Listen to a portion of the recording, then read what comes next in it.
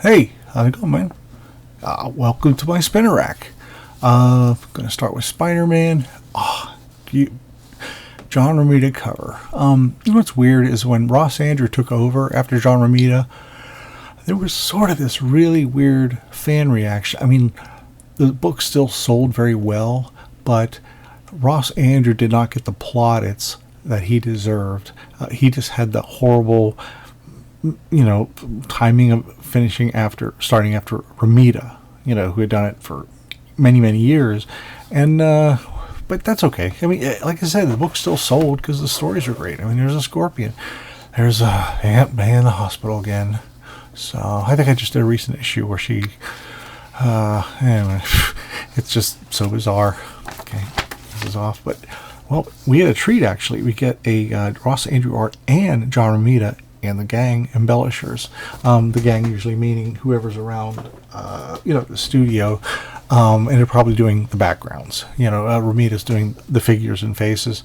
Just amazing stuff. The Jackal.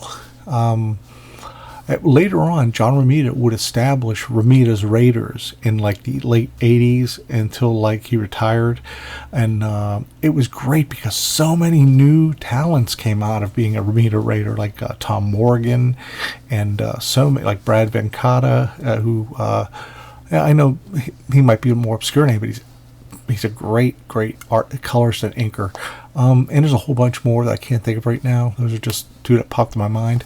It's a special bulletin. Okay. Oh. We were counting on our fingers last night, and we just realized that this issue marks the end of Jerry's third year as Webhead's writer. And if you think that's mind-boggling, milestone, wait till you see the note in Thor 240. Congratulations, kid. From here, it's all downhill. It's so silly and indulgent, but it was fun. July 1975 issue. Oh man, 1975 was so fun. That's when you got the new X-Men, the Invaders. That's just incredible. When they reveal that Jackal is Professor Miles Warren, I always thought that was really dumb. I just thought, because I don't know why. Under that lab coat, he's so, I can't imagine a sinewy badass. Badish. I remember cutting these out and playing around with them because they didn't have any action figures. And you could definitely see Romita in the faces there. And you know what? Later on, throughout even Ross's run, Ross Andrews' run, and other people who followed, Romita was, he would step in to do the faces of all the major characters to keep them on model. And I love that Scorpion uses his tail to bounce on and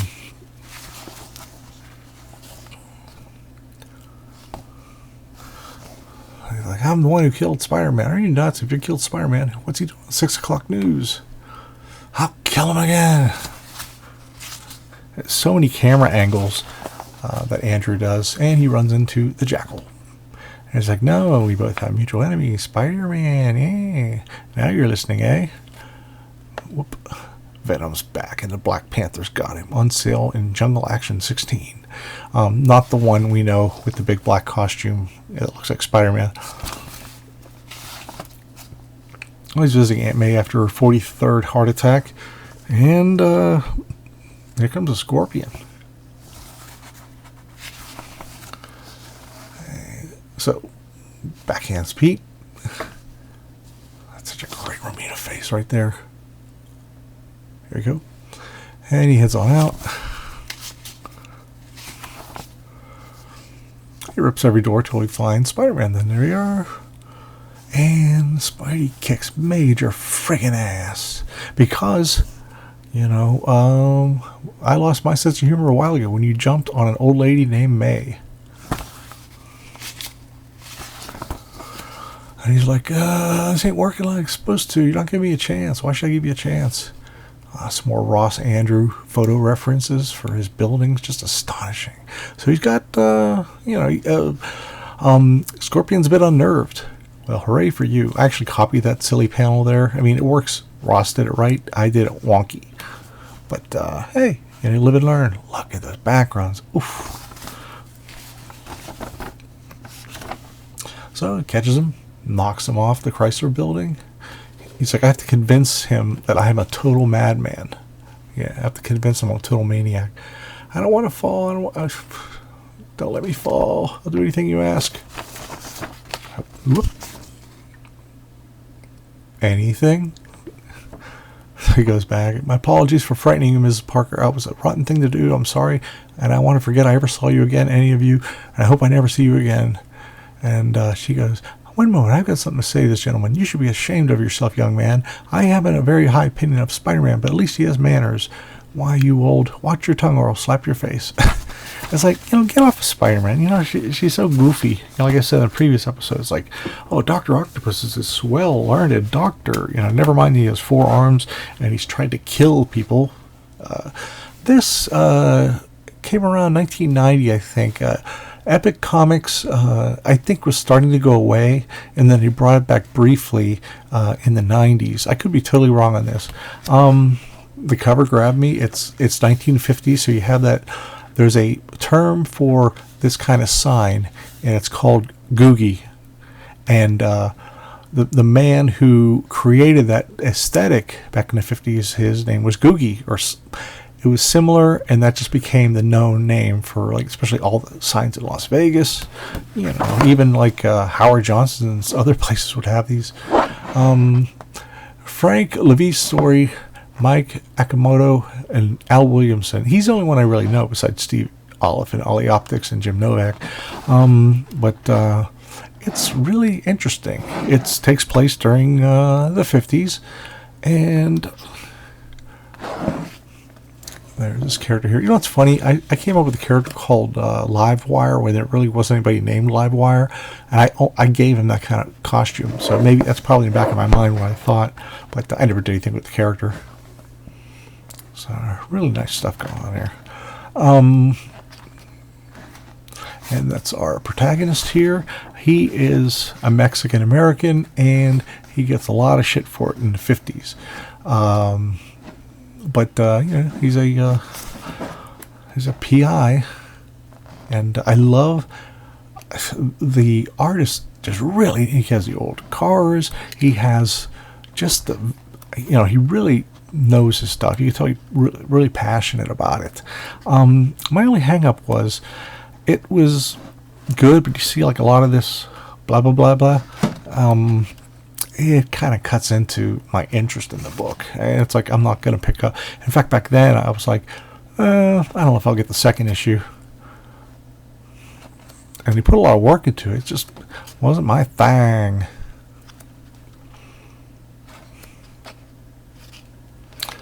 Okay. There we go. Carl Potts is the editor, executive editor, and Mark McLaurin is the editor. And Tom DeFalco is editor-in-chief. What did I say this year? This is 1990. Yeah. See, I know my stuff sometimes. Okay, going on to the Incredible Hulk. I hated the box lettering, or the three-dimensional line on the word Hulk, because before it was flat and it went out like a billboard, and then later on they made it even smaller and chunkier. Then they went with the brick logo finally, but then I kind of missed the big one because it was like a billboard. It was really cool. Marvel's TV sensation, and it was, but it's like, it's just so much gunk going on around here. It's like, it really takes away. This is by Joe Rubinstein and somebody. It's going to be reprinted in an upcoming Epic collection. See, a few months earlier on issue 223, Bruce Banner was cured of the Hulk, actually. Yet another one of those. And he was happy. And I remember Joe Rubinstein came over to ink Sal Buscema, and it was gorgeous. He stayed on for like 4 or 5 issues, and then he moved elsewhere. But, he started off really, really great. And here we have Sal Buscema with Klaus Janson. Anything Klaus Janson, I'm there. Doc Samson's a therapist, even though I don't even think that was in his. I thought he did something else as a doctor. I don't know. So he basically injects Banner into becoming the Hulk.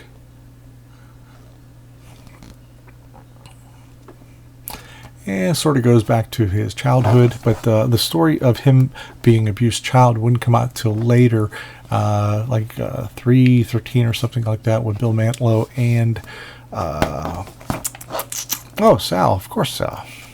The only thing is that Barry Windsor Smith, he came up with the idea earlier. There were some pages for his Hulk graphic novel that somebody must have shown Bill, and Bill thought, okay, that's a great idea. And I don't think he did it to be malicious. I think he was like, okay, this will help, round out Bruce's character more and explain a lot more. Boy, oh boy, that's great. Klaus Janson, he's just like... So this is like a dream sequence where he's fighting everybody. And shortly after these issues, man, a couple of years, it really sucked. I mean, I had the black and white essentials, and that came out, I don't know, 15, 20 years ago. And I remember reading them like one after another, and you feel stupider. Like all the Hulk dialogue that you read, it makes you feel dumber and dumber, and it's like, it's not really good binge reading because it's just, and also the stories were very lackluster. It wasn't until Bill Manilow came along that the book became great. Okay, fill-in issue. This is a fill-in issue for the Korvac saga. 2 issues prior were done by Shooter and George Perez. They needed help with a fill-in. It's a done-in-one. Marv Wolfman, writer-editor. Dave Hunt on the finishes. Dave Hunt, I mentioned him on the Marvel Team-Up issue with Spider-Man and Black Widow. And, they really deliver great art together. And this little Iron Man wannabe comes in. And what's interesting about Sal is he can either design or, like what is it? Marvel Team Up Annual #1 had the all different X-Men, plus they had like 10 other villains that he had to create, and he just does it. Not a big deal, He can do any costume if he has to. And this guy's a industrialist, one of Tony Stark's major competitors, Jason Beer. So they give him some beers. So what happens is he has.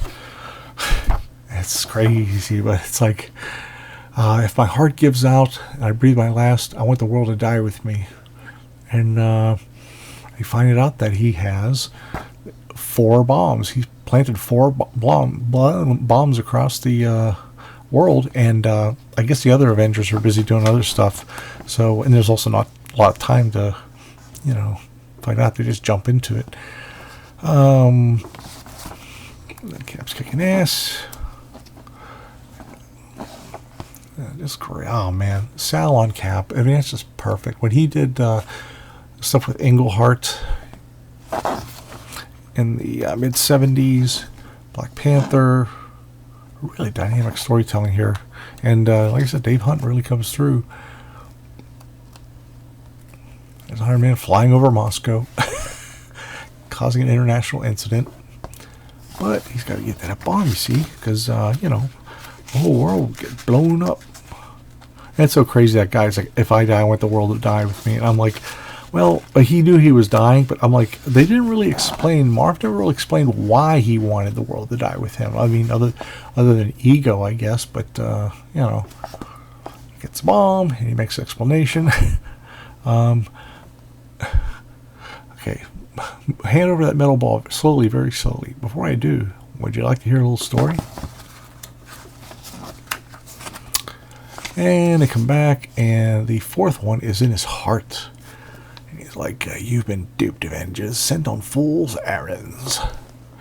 And, blasted, we fell for it, hook, line, and sinker. Anyway, where's the real Bob had it hidden, Iron Man? It's in his heart.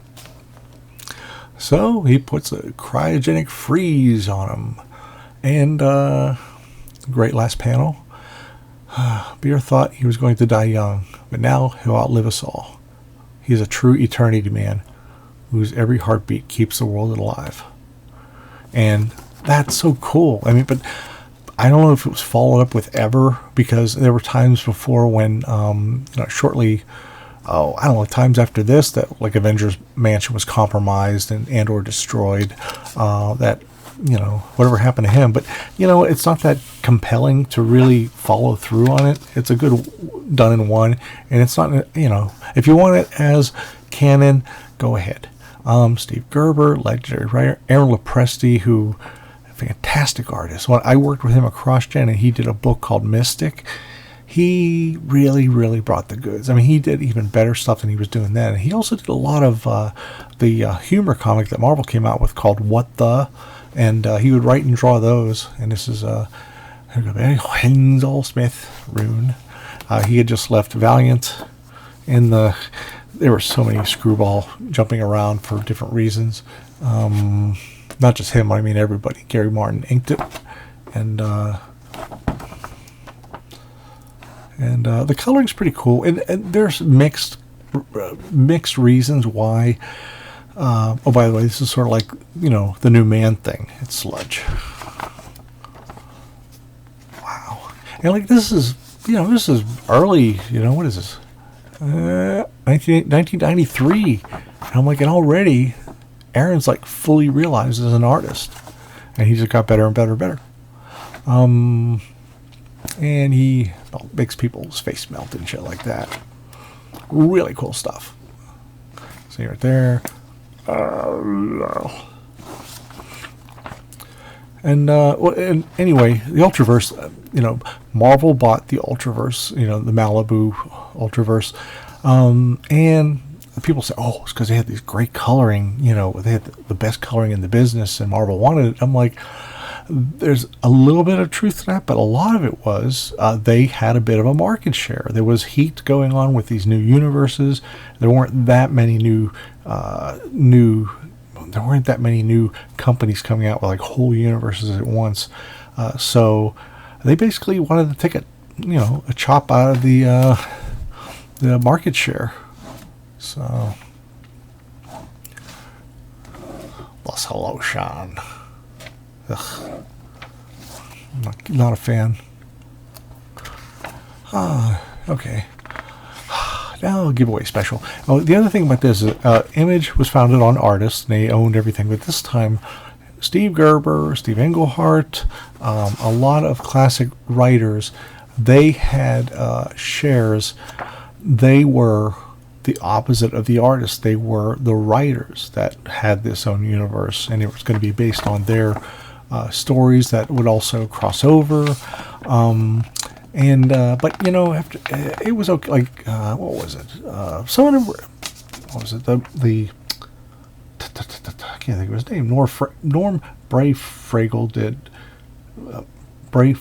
did Prime, which was pretty cool. But I don't know if the books like went beyond like issue 20 or so. But the whole thing is they were poaching. More and more characters were getting gobbled up. There we go. The stones are cast. Wow. Looks like me first thing in the morning before I have my coffee. Middle-aged guy humor. Okay. And, kind of like Solar Number Zero. It's like you get a little bit and then later on they'll collect it. And there's a preview of Nightman created by Steve Englehart and Derek Robertson, who he already started off pretty cool. And that's about it. I have oh hell, I'll get it. I got one more, okay? Hang in there, buddy. There we go. Okay, a bonus. Here we go. This was epic around 1986. It was Steelgrip, Starkey, and the All-Purpose Power Tool. Totally crazy name, right? Well, Epic Comics. This was Alan Weiss's baby. He wrote it, he drew it, he owned it, and it's really good. I mean, art-wise, the story kind of leaves you scratching your head. I'm thinking if I get the next issue, which I'm intrigued enough to get it, got this out of the dollar bin like most of these books recently. And you've got Kevin freaking Nolan doing the lettering. Oh, man. So So you got creator, writer, penciler Alan Weiss. James Sherman, who worked on Legion of Superheroes and some other stuff, is the inker. And I'll tell you what, it's so much better than when Alan inks himself, because his stuff is real sketchy. It's almost like he draws in ink, and it's cool at times, but sometimes it makes everybody look like a cat scratched them or something. So this is like in the tradition of Paul Bunyan, Johnny Appleseed, Casey Jones, Pecos Bill, Rosie the Riveter, John Henry. So it's sort of like a continuing of that kind of man of myth. Look at all that background shit. Holy criminy. But see how much better the inks look on this with James Sherman? There's this gal looking for Starkey. And there's a reason that he was chosen, which gets hinted at later. But anyway, he's about to hit somebody with a wrench, and Starkey grabs him. Let go. They don't call him Steelgrip for nothing. That's a great face, man. That's like very. I think a lot of people, even Kevin McGuire and others, they probably looked at his stuff earlier. So this young Filipino gal, she has, come with me sort of thing. I like the hair going like that. That's great. Look at all that detail. Hokey smoke. And the expressions are very unique. It's like he's not like doing, some people have like 3 expressions on their characters, and she tells this whole story. Well, here we go. They're out in this open area, and he grabs on the power tool, and he just has to think about it. And it's sort of like a symbiotic relationship, but gets bigger, bigger, bigger. Look at that tech. Holy cow. In all honesty, I haven't seen a lot of Alan Weiss that wasn't in the mainstream comics, but I don't recall him doing this kind of stuff. I mean, he was really invested in making this the best possible book he can. And it's like, it's almost like, can you see it from the same angle? Or, kind of like Galactus's ship that Kirby created, and then there was the old helicarrier that everybody just used to save Kirby spot image.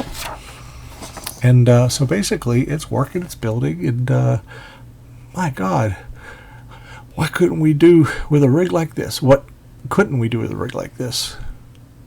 And she's like, hey, I told you. I can feel it jolting up my arm into my brain. It's communicating with me, letting me know what we can accomplish together. And 10 minutes on the nose. What do you get? What do you get after all that? Well, you get... Wait, what is it? What year is this? I'll have to look. I think it's 86. You get a 20th... You get a reduced version of the Chrysler, of the Empire State Building. That's right, a 1/20th scale. That's just crazy. And I've inked a lot. I mean, Dave Johnson does a lot of tech that's incredible. Dusty Abel does a lot of tech that's incredible. And Howard Porter does a lot of tech that's incredible. But when you're doing tech like this, you kind of have to be patient. You kind of have to be like, okay, I'm going to start at this one area, and I'll just do that. Like, I'll just do this right now. It's like you don't go, unless you're having a real shitty morning. And, hold on a sec. So she explains all these mysteries and stuff. And what I like her is she doesn't have like the typical body stance. She's petite, etc. And she's not like, sinewy like Wonder Woman done by Mike Deodato. And get this. I like Mike Deodato. I'm just using him as an example. Sorry. This is built into the comic. It is a flyer you hand out for their services. And here we go. In the spirit of Al Jaffe, we get a fold out. So they're basically offering their services. Now, what they would do, I don't get it. It's like, I mean, it sounds like it could do like way too much than anybody would really need. And I don't know. I mean, it's a mystery, but, the way Alan Weiss writes it, it's sort of like, go for it. Don't think too hard about it. This is fun. Oh, and it is fun.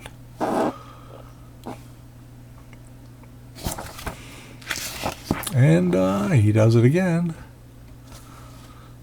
insane. Oh, that's right. A meteor is about to hit. That's what's going on. So he's got 2 giant goalposts so far, but I'm beginning to get the idea. It's like it sort of talks to him as it's building, and basically this giant sling is there. It's a metal sheeting stretched between 2 posts, as flexible as radioactive and radioactivity proof. So they're going to catch themselves a fireball, a meteor, bonk, and they start shooting it up to pieces. It's just insane. It's insane, but it's really cool. And now this I'll probably get the second issue of, because it's like a lot of things are very convenient. Like they have lodging that's huge, like this giant mansion and such. All of a sudden their fortunes change for the better, and it's going to get bad eventually. So look at that. Look at that inks. It's like scratch marks. I love doing that kind of stuff. Well, there's a bomb at the UN. He's trying to stop it, but he gets shot. And that is the cliffhanger. And advertising for Gru. Everybody loves Gru. Alien Legion.